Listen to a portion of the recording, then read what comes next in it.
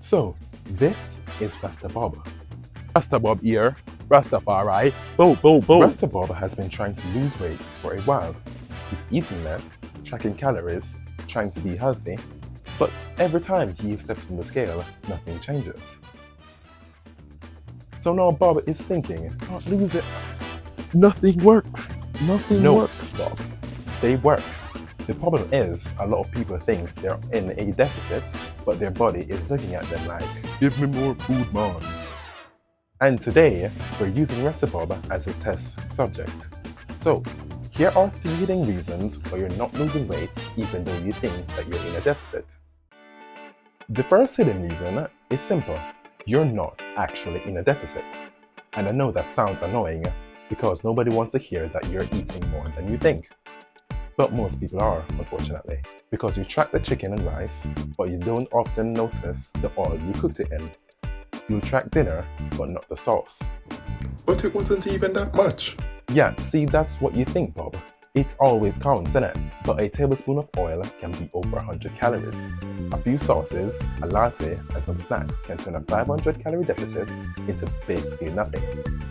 You can track Monday to Friday afternoon and not track Friday night as it's a few cheat meals, a few cheat drinks, or not track Saturday as it's a cheat day, which somehow makes it some kind of religious holiday where calories don't exist. But it wasn't even that much. And this is where people get caught, because you don't need to be massively overeating to wipe out a deficit. Sometimes it's literally a few snacks, a few drinks, a bit of oil, and one I deserve this meal at the weekend. So, if you aren't tracking your oil, drinks, snacks, sauces, and the whole weekends, and I mean the whole weekend, you might not actually be in a calorie deficit. Looking at you, Bob. Not good for the stomach, Bob. What you talking about? But rum is good for the soul, man. Yeah, but it's not good for the stomach, Bob. But calories are calories, though. And I mean, yeah, that's true. But here's the next trap. Even if your calories are technically right, the foods you choose can make the calorie deficit feel like torture. See, the whole good calories versus bad calories argument gets misunderstood. A calorie is a unit of energy, so technically 500 calories is 500 calories. But in the real world, 500 calories do not always feel like 500 calories, because 500 calories of chicken, potatoes, fruit, and Greek yogurt is going to affect you very differently compared to 500 calories of biscuits, crisps, chocolate, or fast food. Not because the calories magically change, but because the food changes how full you feel, how long you stay full, and how much you want to eat afterwards, which makes it easy to stick to your diet. See, one meal might take up a lot of space in your stomach, it might take longer to eat, give you more protein and fiber, and keep you satisfied for hours. And that's why saying calories are all that matter can be misleading. For fat loss, calories are the main thing, but for actually sticking to fat loss, food quality matters a lot.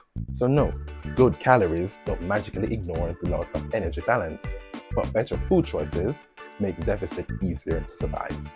And protein is a good example of this, because out of all the macronutrients, protein has the highest thermic effect on food. That basically means that your body burns more calories just by digesting and processing the food that you eat. For fat, it's usually around 0 to 3%. For carbs, it's about 5 to 10%. But for protein, it's a whopping 20 to 30%. So, if you eat 100 calories from protein, your body might burn around 20 to 30 calories just breaking down and using it. Really? Yes, Bob, that's how it goes. Compare that to 100 calories from fat, where your body might burn around 0 to 3 calories processing it.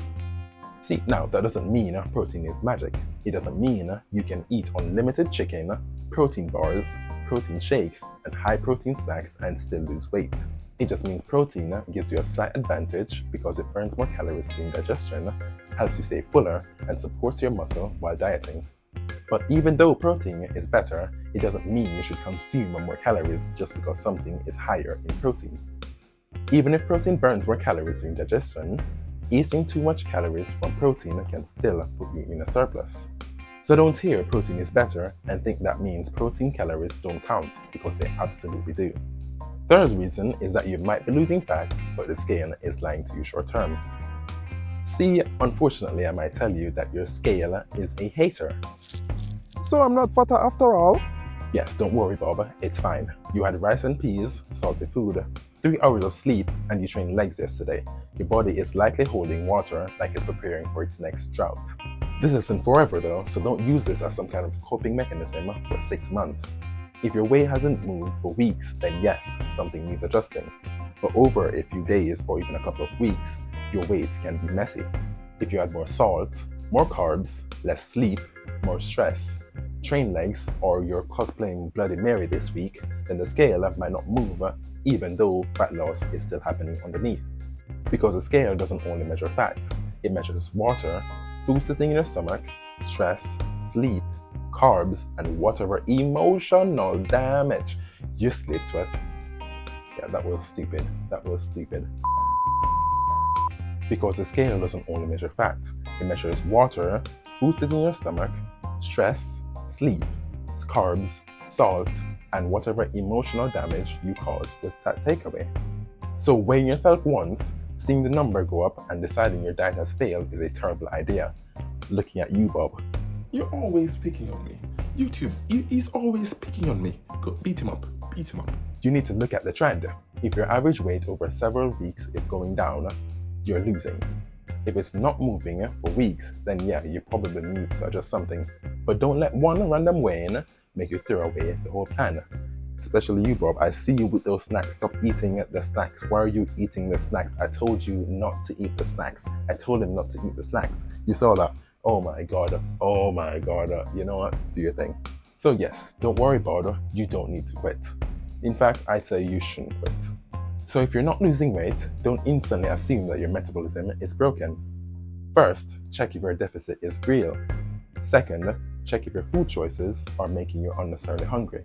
And third, stop judging your progress from one random weigh-in after a salty meal and 4 hours of sleep. A calorie deficit works, but guessing, starving, and panicking every time the scale moves up is where people tend to mess it up. Now, if you like this video, please click subscribe, please click the like button, and just blow up the comment section for Rasta Bob. Tell Rasta Bob what to do. Rasta Bob is so stupid. I hate Rasta Bob so much. He's so dumb. Rasta Bob, stop doing dumb stuff. Oh my god. Gosh. Whatever. Anyways, goodbye. How you feel, give y'all access to your bema?